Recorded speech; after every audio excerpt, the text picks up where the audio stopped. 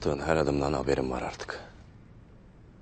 Bundan böyle obada at koşturamayacaksın Ertuğrul.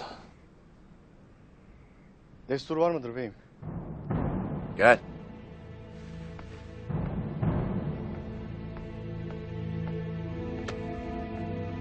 Müsaade edersen bir maruzatım olacaktır beyim.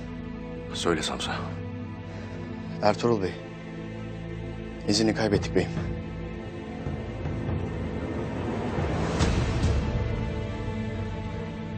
Sen ne dersin Samsa? Anlamadık beyim. Obadan aniden çıktı. Peşindeydik. Lakin bir an yer yarıldı, yerin dibine girdi sanki. Her tarafı aradık. Lakin bulamadık beyim. Karşımıza Sungur Tekin Bey çıktı. Bu size kaçıncı oyunları? Ben size gözünüzü dört açın demedim mi? Aklın nerede senin Samsa? Ha? Senin aklın nerede? Bunca adam bir adamı nasıl kaçırır? Bir adam bir. Beyim. Sus.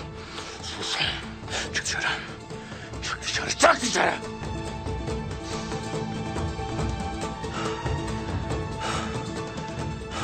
Yine ne oynar edersin Ertuğrul?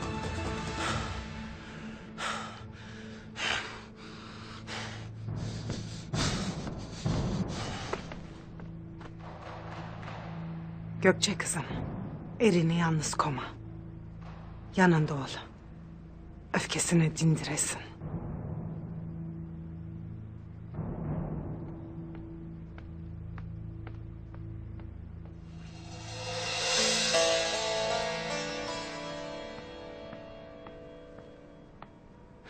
Sana söyleyeceğim çok mühim şeyler vardır Aytolun. Gel.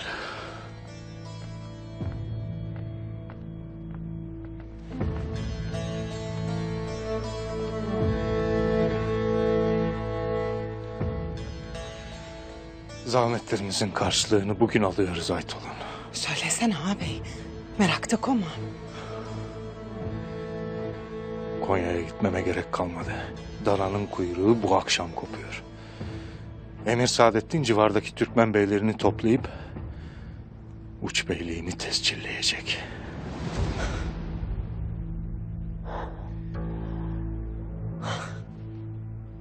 Şükürler olsun ağabey. Şükürler olsun. Her cefanın bir sefası vardır. Vazgeçtiklerimiz, feda ettiklerimiz, çektiğimiz çileler.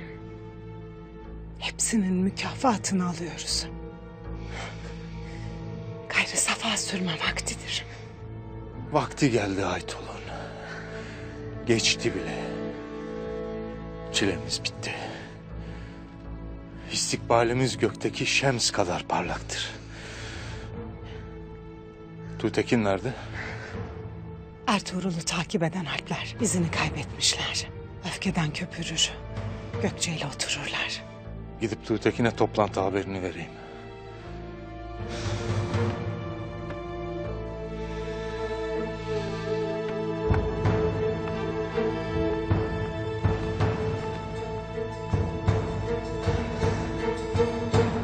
Destur var mıdır Tuğtekin Bey'im?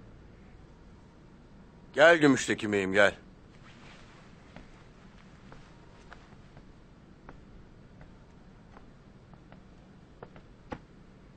Sana mühim bir haber getirdim beyim. Beyim, ben Bayton Hanım'a bakayım. Bir arzusu var mıdır diye.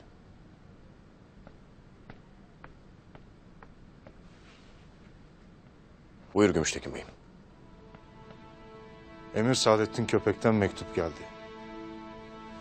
Bu gece civardaki tüm Türkmen beylerini mühim bir meseleyi istişare etmek için Kervansaray'a davet eder. Neymiş bu mühim mesele? Bir malumatım yoktur. Ben de merak ederim. Lakin şunu iyi bilirim ki Dodurga Beyi olarak ilk mühim vazifemdir beyim. Dodurga Obası'nın emin ellerde olduğunu başta Emir Saadettin Köpek'e ve diğer tüm Türkmen beylerine göstermek gerek.